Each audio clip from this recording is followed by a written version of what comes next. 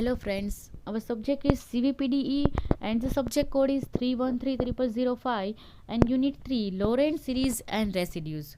Our new topic is residue. Definition of residue of a function. If f of z has a pole at the point z is equal to z0, then the coefficient b1 of the term 1 upon z minus z0 in the Lorentz series expansion of f of z at z is equal to z0 is called the residue of f of z at z is equal to z0, and it is denoted by residue z tends to z0 f of z0. F of Z. તો હવે તમારું કોઈ એક Lorentz series expansion જે છે એમાં એક કોઈક ટર્મ હશે 1/z માઇનસ z0. એનો જે કોફિશિયન્ટ છે, એનો જે કોફિશિયન્ટનું નામ શું આપેલું છે આપણે b1. તો એ જે કોફિશિયન્ટ છે એને શું કહેશું આપણે રેસિડ્યુ ઓફ એ ફંક્શન કહેશું. તો આપણે રેસિડ્યુ જ્યારે ફાઇન્ડ કરવાનું હશે ત્યારે તમારે લોરેન્ટ્ઝ સિરીઝ એક્સપાન્શન કરેલું હોવું જોઈએ. પણ દર વખતે આપણે લોરેન્ટ્ઝ સિરીઝનો યુઝ કરશું નહીં. બીજી એક પણ મેથડ છે રેસિડ્યુ ફાઇન્ડ કરવાની, એ છે ન્યૂ મેથડ છે હાઉ ટુ ફાઇન્ડ રેસિડ્યુ. તો મોસ્ટ આઈએમપી છે, આનો એક્ઝામ્પલ દર વખતે 7 માર્ક્સમાં હોય જ છે. તો રેસિડ્યુ ફાઇન્ડ કરવા માટે તમારે સૌથી પહેલાં તો એક કયા પોલ, સિમ્પલ પોલ છે કે પોલ ઓફ ઓર્ડર n છે, એ તમારે ખાસ ચેક કરવું પડશે. તો if f has a simple pole at z is equal to z0, then residue of f of z at z0 is equal to limit z tends to z0 z minus z0 into F of Z. આ તમારે ગોખી નાખવાની છે આ formula જ્યારે તમને simple pole આપેલો હોય ત્યારે. સિમ્પલ પોલ ઇટ મીન્સ તમને એવું કીધું હોય 1/z માઇનસ 2. તો આને શું કહેવાશે? 2 એટલે કે એ z0ની વેલ્યુ છે અને ઉપર કાંઈ ઘાત આપેલી નથી, તો એ શું થશે? સિમ્પલ પોલ થશે. હવે આમાં જ તમને ઉપર કીધું હોય કે ક્યુબ, તો એ શું થશે? પોલ ઓફ ઓર્ડર 3 થશે. તો તમારે કઈ ફોર્મ્યુલા યુઝ કરવી પડશે? સેકન્ડ નંબરની, કે જે if f has a pole of order n at z is equal to z0, then residue f of z0 is equal to 1/n minus 1 factorial limit z tends to z0 d raised to n minus 1 upon dz raised to n minus 1 into z minus z0 raised to n into f of z. એટલે કે તમને જેટલી ઘાત આપેલી હોય એનાથી એકવાર ઓછું ડેરિવેટિવ કરવાનું અને અહીંયા આગળ ફેક્ટોરિયલ આવશે. આ તમારે ગોખી નાખવાની છે આ બંને ફોર્મ્યુલા જ્યારે તમને રેસિડ્યુ પૂછેલું હશે ત્યારે. હવે આપણે થોડાક 2 એક્ઝામ્પલ આ મેથડથી કરશું, પણ આ મેથડ બને ત્યાં સુધી ઓછી કરવાની, આપણે વધારે મેક્સિમમ આનો જ યુઝ કરશું. પણ ફર્સ્ટ 2 એક્ઝામ્પલ કદાચ તમને એવું કીધું હોય કે લોરેન્ટ્ઝ સિરીઝનો યુઝ કરી અને તમારે રેસિડ્યુ ફાઇન્ડ કરવાનું છે, તો તમારે આ સ્ટેટમેન્ટનો યુઝ કરવો પડશે. ઓકે, તો સૌથી પહેલાં આપણે આની મદદથી કરી લઈએ, લોરેન્ટ્ઝ સિરીઝની મદદથી કરી લઈએ. Using the Lorentz series to find. જો આ રીતનું તમને પૂછવું હોય યુઝિંગ ધ લોરેન્ટ્ઝ સિરીઝ, તો તમારે કમ્પલસરી એ કરવું પડશે. પણ બને ત્યાં સુધી આવો ક્વેશ્ચન નહીં હોય, ઓનલી એટલું જ હશે કે ફાઇન્ડ રેસિડ્યુ. તો તમારે બેમાંથી કોઈ પણ મેથડ તમે એપ્લાય કરી શકો. તો બને ત્યાં સુધી મેક્સિમમ યુઝ આપણે આનો કરવાનો છે. ઓકે, અત્યારે આપણે લોરેન્ટ્ઝ સિરીઝની મદદથી કરીએ. Using Lorentz series to find the residue of F of Z is equal two e⁻3/z. e⁻3/z એ આપણું ફંક્શન છે અને કયા પોઈન્ટ આગળ કીધું છે? 0 પોઈન્ટ આગળ. તો સૌથી પહેલાં e⁻3/z ને તમારે સિમ્પ્લિફાય કરતાં શીખવું પડશે. તો e⁻z વાળી એક સ્ટાન્ડર્ડ ફોર્મ્યુલા હતી, એ તમારું એક્સપાન્શન યાદ રાખવું પડશે. 1 + z + z² 2 factorial plus z³ 3 factorial plus up to. હવે ઝેડની જગ્યાએ શું છે? ત્યાં 3/z છે ત્યાં. તો અહીંયા બધા જ્યાં z છે ત્યાં બધા શું થઈ જશે? 3/z. તો આપણું ફોર્મ આવું થઈ જશે 1 + 3/z plus 3² into 2 factorial plus 3³ into 3 factorial plus up to. હવે આપણું જે છે એ કેવું હતું કે 1/z હોય, તમારું પોઈન્ટ અહીંયા કેવું હતું? z ઇઝ ઇક્વલ ટુ 0 છે. અહીંયા z ઇઝ ઇક્વલ ટુ 0 છે, તો 1/z માઇનસ 0 એટલે 1/z. 1/z નો કોએફિશિયન્ટ તમારે ચેક કરવાનો છે. તો આમાં 1/z નો કોએફિશિયન્ટ ચેક કરો તો શું થશે? 3. તો 3 આપણું શું થશે? રેસિડ્યુ થશે. ઓકે, હવે એના જેવો જ એક એક્ઝામ્પલ લઈ લઈએ. Using Lorentz series to find the residue of F of Z is equal two 2/z minus 1 into z plus 4. કયા પોઈન્ટ આગળ છે? 1 પોઈન્ટ આગળ છે. જો ઓકે, તો તમારે હવે તમારું પાસે ટર્મ કેવું હોવું જોઈએ? 1/z minus 1. આનો તમારે કોએફિશિયન્ટ ચેક કરવાનો છે. હવે તમે ખાસ જોજો, અહીંયા ઝેડ પ્લસ 4 છે, એને તમારે સૌથી પહેલાં ઝેડ -1માં કન્વર્ટ કરવું હોય તો શું કરવું પડશે? ઝેડ પ્લસ 4 ઓલરેડી 2/z-1 તો આ ફોર્મમાં છે જ, એટલે એને ચેન્જ કરવાની જરૂર નથી. ઓનલી એક ઝેડ પ્લસ 4ને જ ચેન્જ કરવું પડશે આના ફોર્મમાં. તો આને હું આમ લખી શકું 5 + z-1. 4 જે છે એની જગ્યાએ મેં શું કર્યું? 1 એડ કર્યા અને 1 સબટ્રેક્ટ કર્યા, તો 5 + z-1. હવે તમે જોશો તો 1/1 + z જેવી સિરીઝ આ બતાવે છે, પણ ઓનલી ડિફરન્ટ એટલો છે કે અહીંયા 5 છે, ત્યાં હોવું જોઈએ 1. તો મેં શું કર્યા? 5 વડે ડિવાઈડ કરી દીધા, એટલે કે 5 કોમન કાઢ્યા છે. તો આના ઉપરથી આપણે આવું ટર્મ લખી શકીએ. હવે આ જે સિરીઝ છે એ આના જેવી થઈ ગઈ, તો આને આપણે કેમ લખી શકીએ? 1 - z + z² - z³. તો એ જ રીતે અહીંયા મેં શું કર્યું છે? 1 - z-1/5 + z-1² - z-1/5³.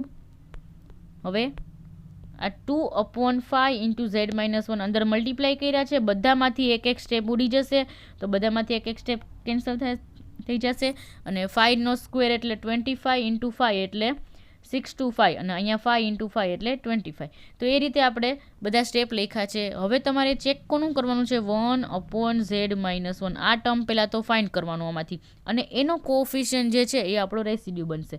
તો એ ટર્મ ક્યાં છે? તો કે આ આઇટમ એ રહ્યું 1/z-1, અને એનો કોએફિશિયન્ટ શું છે? 2/5. તો 2/5 શું થશે? આપણો રેસિડ્યુ. હવે બધા માટે આ લોરેન્ટ્ઝ સિરીઝ કરવાની જરૂર નથી. આપણે જે બીજી મેથડ કીધી હતી એ મેથડનો યુઝ હવે કરશું. મેક્સિમમ એનો જ યુઝ કરવાનો છે. ઓકે, હવે એના એક્ઝામ્પલ આપણે લેશું. Find the residue at the singular point f of z = z/z² + 16. બધા સિંગ્યુલર પોઈન્ટ આગળ. તો સૌથી પહેલાં તો આનો સિંગ્યુલર પોઈન્ટ કયા થશે? ડિનોમિનેટર કઈ પોઈન્ટ આગળ 0 થશે? તો આને અલગ પાડો પહેલાં તો z + 4i અને z - 4i. તો કયા પોઈન્ટ થશે આપણા? f of z is a singular at z = 4i and -4i. તો સૌથી પહેલાં આપણે આ પોઈન્ટ આગળ રેસિડ્યુ મેળવશું, અને પછી આ પોઈન્ટ, બંને પોઈન્ટ માટે અલગ અલગ રેસિડ્યુ મેળવવાનો છે. હવે 4i છે, આની એક પણ ઘાત નથી, 3 કે 2 કે 1 કે એવી એકેય ઘાત નથી, એટલે કે સિમ્પલ પોલ છે. તો સિમ્પલ પોલ માટેની આપણી ડેફિનેશન કેવી હતી? લિમિટ z → જો ફરી તમને બતાવી દઉં, સિમ્પલ પોલ માટેની આપણી જે ડેફિનેશન હતી એ તમારે અત્યારે યુઝ કરવાની છે, આનો યુઝ કરવાનો છે. એમાં z0ની વેલ્યુ કેવી આવી? 4i અને -4i. ઓકે, એ ફોર્મ્યુલા આપણે યુઝ કરીએ અહીંયા. Residue f of z 4i = limit z → શું હતું? z0. z0 આપણો શું છે? 4i. ઇન્ટુ શું હતું? z - z0. તો z - 4i into f of z. f of z એટલે તમારું જે ફંક્શન છે એ. એને આપણે બેઠું અહીંયા લખી નાખવાનું છે. કમ્પલસરી અહીંયા જે વેલ્યુ જે છે એ આની સાથે કેન્સલ થતી જ હોવી જોઈએ, તો જ તમારે આ એક્ઝામ્પલ કાઉન્ટ થશે. મેઇન એ ખાસ યાદ રાખજો. અહીંયા z - 4 છે, તો અહીંયા z - 4 હશે જ ટર્મમાં, તો એને શું કરવાનું છે? કેન્સલ. અને બાકીનું જે વધે z/z + 4i, એમાં z → શું મૂકી દેવાનું? 4i. તો 4i/8i એટલે શું આન્સર આવશે? 1/2. એ જ રીતે આપણે -4i માટે કરવાનું છે. સેમ પ્રોસિજર અહીંયા તમે જોશો તો સેમ. અહીંયા -4i ની જગ્યાએ શું થઈ જશે? -4i. એટલે અહીંયા માઇનસના શું થઈ જશે? પ્લસ. આપણું ટર્મ કયું કેન્સલ થશે? z + 4i આની સાથે કેન્સલ થશે. બાકીનું જે વધે એમાં શું મૂકી દેવાનું છે? -4i. એટલે પણ એનો પણ આન્સર શું આવી ગયો? 1/2. તો આ ઇઝી સાવ બનશે. આપણે રેસિડ્યુવાળી જે મેથડ છે એ સાવ ઇઝી બનશે. લોરેન્ટ્ઝ સિરીઝ થોડીક હાર્ડ પડશે, તો એટલા માટે આપણે આ કઈ યુઝ કરશું?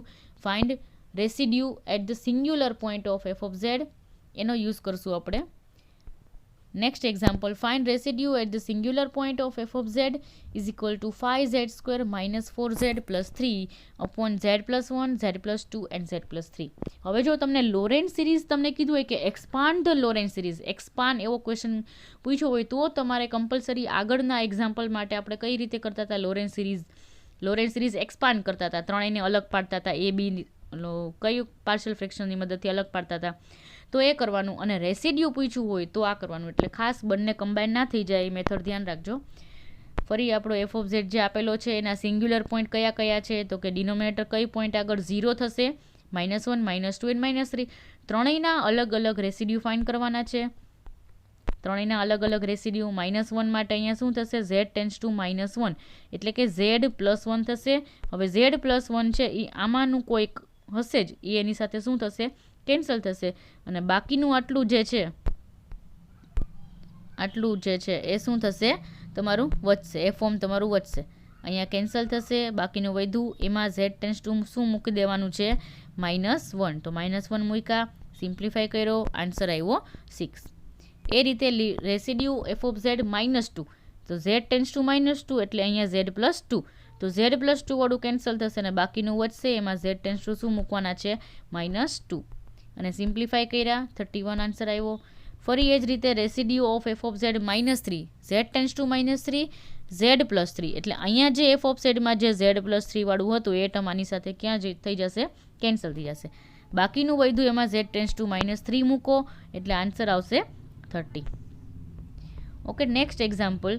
Find the residue of f of z is equal to 1 minus e raise to z upon z cube. જો હવે આપણે આવ્યું z ક્યુબ એટલે કે z minus 0 raise to cube, અહીંયા રેસ ટુ ક્યુબ આવ્યું એટલે કેવું થશે, પોલ ઓફ ઓર્ડરવાળી ફોર્મ્યુલા યુઝ થશે. એ કઈ છે તો કે એની મેં અહીંયા લખેલી છે પોલ ઓફ ઓર્ડરવાળી ફોર્મ્યુલા. તો f of z has a pole of order 3 at z is equal to 0. જો તમને આવું કીધું હોય કે z માઇનસ 1 રેસ ટુ 4 તો શું થશે, f of z has a pole of order 4 at z is equal to 1. પણ અહીંયા શું છે, z માઇનસ 0 છે તો આપણે at z is equal to 0 થશે. હવે એ ફોર્મ્યુલા માટે સૌથી પહેલાં તમારે આ ફોર્મ્યુલા યાદ રાખવાની રહેશે. 1 અપોન n માઇનસ 1 ફેક્ટોરિયલ એટલે કે અહીંયા n ની વેલ્યુ કેટલી છે 3 એટલે અહીંયા થશે 2 ફેક્ટોરિયલ, અહીંયા 2 ટાઈમ્સ ડેરિવેટિવ થશે, અહીંયા n ના n જ છે એટલે ડાયરેક્ટ 3 થશે. હવે આ z ક્યુબ છે એ ફંક્શનની અંદર ક્યાંક તો ડિનોમિનેટરમાં હશે જ, તો એ તમે ચેક કરી લ્યો, અહીંયા છે જ, તો એ શું થઈ જશે, એની સાથે કેન્સલ થઈ જશે અને બાકીનું જે વધશે 1 minus e raise to z એનું 2 ટાઈમ્સ ડેરિવેટિવ કરવાનું છે. તો ફર્સ્ટ ટાઈમ ડેરિવેટિવ કરશો એટલે 0 minus e raise to z એટલે કે એ minus e raise to z, ફરી ડેરિવેટિવ કરો એટલે શું થશે minus e raise to z. 2 times derivative કરવાનું છે, એ ખાસ ધ્યાન રાખજો. જ્યારે તમને ક્યુબ આપેલું હોય ત્યારે, ઓર્ડર 3 હોય ત્યારે 2 ટાઈમ્સ ડેરિવેટિવ કરવાનું, ઓર્ડર 4 હોય ત્યારે 3 ટાઈમ્સ ડેરિવેટિવ કરવાનું, એક ટાઈમ ઓછો કરવાનો. ઓકે, તો આન્સર આવ્યો એનો e રેસ ટુ 0 એટલે કે 1, તો -1/2 એનો શું આવ્યો આન્સર આવ્યો. કોનો આન્સર આવ્યો, આનો રેસિડ્યુ શું મળ્યો તમને -1/2. Okay, next example. Find the residue of f of z is equal to 1 upon z raise to 4 plus z cube minus 2z². જો રેસિડ્યુ ફાઇન્ડ કરવાનું કીધું એટલે એના સૌથી પહેલાં તો સિંગ્યુલર પોઈન્ટ તમારે ફાઇન્ડ કરવા પડશે. આનું તમારે સિમ્પ્લિફાય કરવું પડશે કે કયા પોઈન્ટ આગળ 0 થશે. તો એને z² કોમન કાઢ્યા છે અને આના પાર્ટ પડ્યા કયા, z પ્લસ 2 અને z minus 1.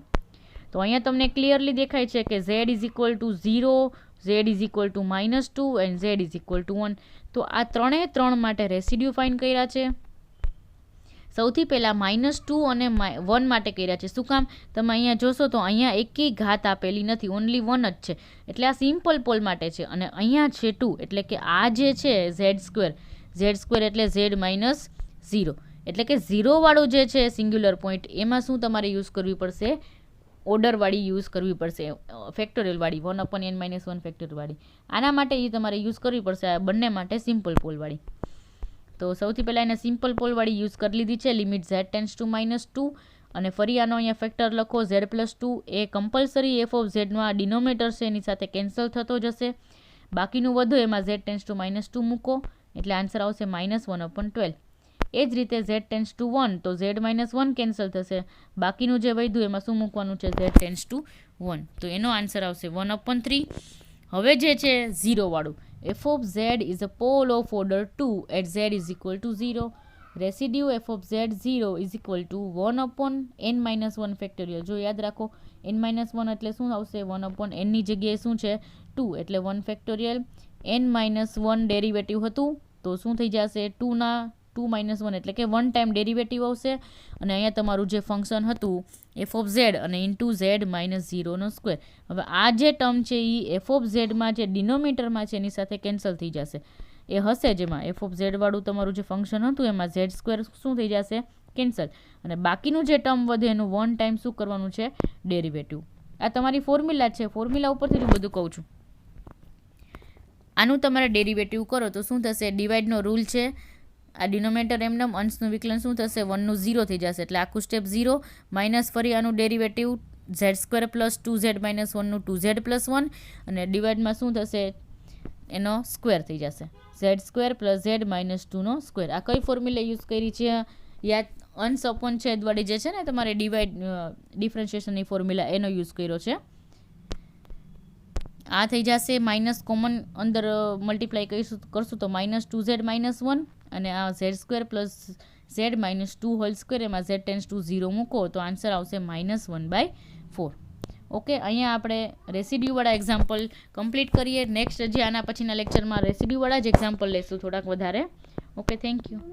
Subscribe now and press the bell icon. Never miss an update.